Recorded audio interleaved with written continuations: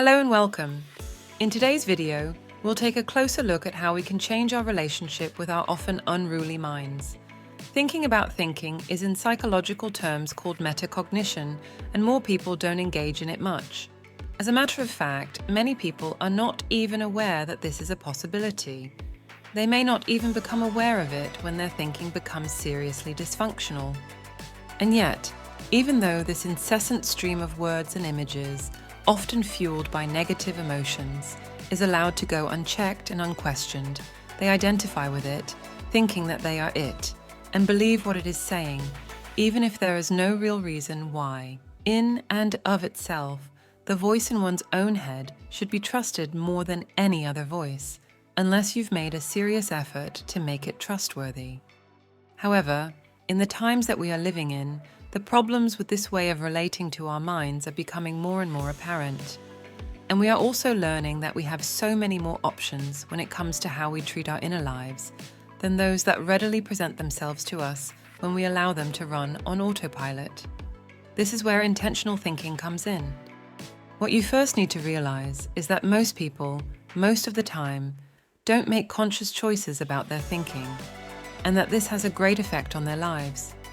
And secondly, that you can develop new habits with regards to your thinking, but that it takes practice and that you pay more attention to what is going on with your inner life. Intentional thinking is an essential concept in many psychological and philosophical systems, particularly in the teachings contained within the Fourth Way tradition and related works.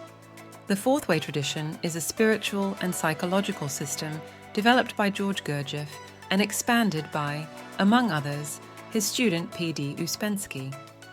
It teaches that humans live in a state of waking sleep and must strive toward greater self-awareness and inner development. Unlike traditional spiritual paths, which focus on the body, emotions, or mind individually, the Fourth Way integrates all aspects of a person simultaneously. Through practices like self-observation, intentional thinking, and non-identification, the Fourth Way aims to awaken higher consciousness and achieve personal transformation while living in the midst of everyday life. Intentional thinking stands in contrast to the automatic and mechanical thought processes that typically dominate human behavior. By engaging in intentional thinking, one begins to take control of the mind and pull it away from the unexamined habits and impulses that often govern it. Let's now look more closely at this, so we understand clearly what we are talking about.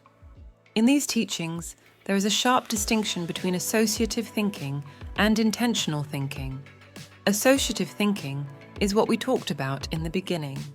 It is largely passive. It flows according to stimuli, habits, and past experiences without any particular aim or direction. This type of thinking often leads to distractions and a scattered focus because the mind is allowed to follow whatever associations arise at the moment. These thoughts are not controlled, nor are they particularly productive. They simply drift in various directions based on previous habits or external triggers. Intentional thinking, on the other hand, requires a conscious effort. It demands a deliberate focusing of the mind toward a specific goal, problem, or line of thought. This is not just a matter of suppressing distractions or forcing oneself to focus for a few moments. Rather, intentional thinking involves cultivating a persistent awareness and engagement with one's thoughts, steering them toward a specific purpose while actively preventing irrelevant or unproductive associations from taking over. This is not easy and requires practice and awareness. The good news, however, is that you can practice it all the time and you become better at it the more you do it. It's not really harder than the way your thinking operates right now. It's just that you've practiced associative thinking for such a long time without knowing it, that you've created very strong habits when it comes to how your mind operates. For this to be effective, it needs to be coupled with the cultivation of mindfulness, or present moment awareness. You need to learn to stay aware and present in the moment, so that you are truly awake to what is happening both on the inside and outside, as opposed to being lost in automatic thinking. These are two distinct states to operate from. In one, you make conscious decisions with regards to both your inner life and your actions in the physical reality, and you are aware of what is going on and the options that are available. In the other, you are basically sleepwalking, and in this state you inevitably revert back to habitual ways of thinking and behaving. It might take some self-observation to notice how this works, but once you do, things will begin to shift. One of the key teachings around intentional thinking emphasizes that thinking must be done for something, rather than just allowing thoughts to move arbitrarily. The process of intentional thinking is driven by an aim, whether it is to understand a problem, reflect on a specific aspect of your experience, or apply the principles of a system like the fourth way to one's life. Without such an aim, thinking usually falls into mechanicalness. It's important to note that your mind and your life are to a large degree shaped by your thinking. Are you, for example, thinking about some interesting information and how it applies to your life? Or are you caught up in ruminations about some perceived injustice done to you, while the information slowly fades into oblivion? Can you see the options you have and how one choice or the other, especially if it becomes a habit, will affect you and your life greatly? Think of what this means. By cultivating the habit of having clear aims, you don't just change your external reality for the better. You also become better at handling and organizing your inner life. As above, so below. As within, so without. It is, however, important to recognize that this is not about forcing anything. Rather, it is the opposite. By having clear aims, while staying open and present to the moment, allowing everything in your experience to be what it is, you can more easily determine the best course of action without straining and trying to force reality to conform to your expectations. An important part of intentional thinking is that it must be practiced continuously. Intentionality in thought cannot simply be switched on and off. It must become a consistent part of how one engages with the world. What you want to do is to get out of allowing your thoughts to run on autopilot and into actually directing them consciously. This is where much of the challenge lies. The human mind is accustomed to lapsing into automatic modes of thinking, often without even realizing it. One moment, you might be focusing on an aim with clear intent, and the next you may find that your mind has wandered into completely unrelated territory. This is why intentional thinking requires both awareness and effort. It is not enough to begin with intent. One must maintain that intent throughout the entire process. Think carefully about this and apply it to your experience. What you will find is that when you are engaged in some activity, your mind is usually flooded with totally irrelevant thoughts. Thoughts that are often of the kind that disturbs your peace. These are the thoughts that you want to strive to get away from as you discipline your mind into working in a more conscious, focused manner. The good news is that the more you catch yourself lapsing into automatic thinking, the more you train your brain into functioning in a new way, and the more you learn to direct your focus away from the past and the future and into what is going on in the present moment. Another critical aspect of intentional thinking is the need to avoid identification and imagination. Identification occurs when one becomes so absorbed in a thought or feeling that it takes over one's sense of self. In this state, thoughts or emotions are no longer observed objectively, they are simply lived out. For instance, one might become so identified with a worry or a desire that it feels all-consuming, leaving no space for reflection or critical thinking. This kind of identification prevents intentional thinking because it removes the distance needed to guide thoughts consciously. Imagination, as it is discussed in this system, is not the creative process one typically associates with art or invention, but rather a mechanical and unproductive wandering of the mind. It is the mental act of creating false scenarios, exaggerated worries, or other forms of distraction that pull one away from the present moment. Like identification, imagination interferes with the ability to think intentionally because it allows the mind to drift uncontrollably. Think about this for a moment. Many people are unaware that there even are different ways that imagination operates, of which many are detrimental to one's goals and happiness.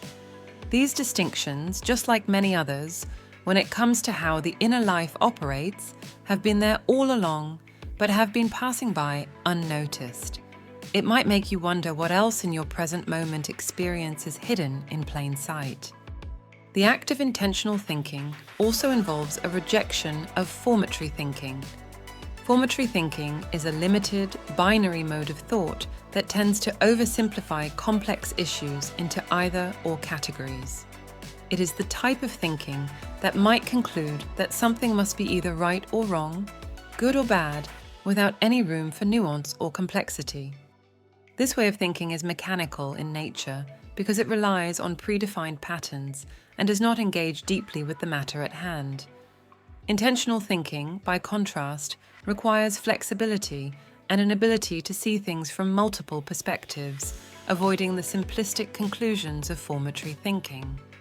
One of the most significant insights from these teachings is the idea that thinking itself, when done properly, has enormous power. By engaging in intentional thinking, you begin to develop the ability to change your reactions, your emotions, and your entire approach to life. As said in the beginning, this does not happen instantly. The process of developing intentional thinking requires consistent practice, as well as a deep understanding of how the mind works. Over time, however, intentional thinking can become a permanent feature of one's mental life. When this happens, it fundamentally alters how you engage with both yourself and the world around you.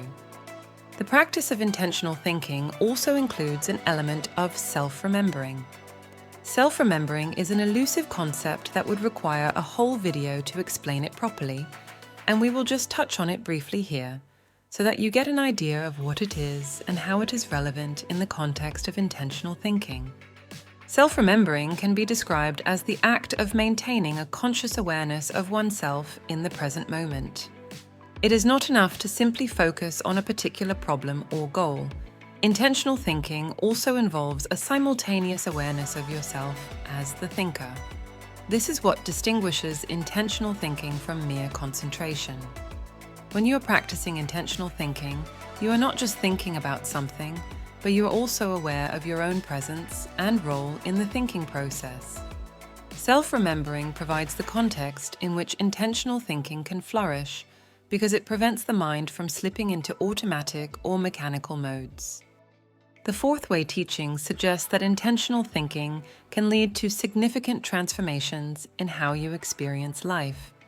Over time, this practice can alter your emotional responses, making you less reactive and more composed. It can also change how you engage with others, allowing for greater empathy and understanding.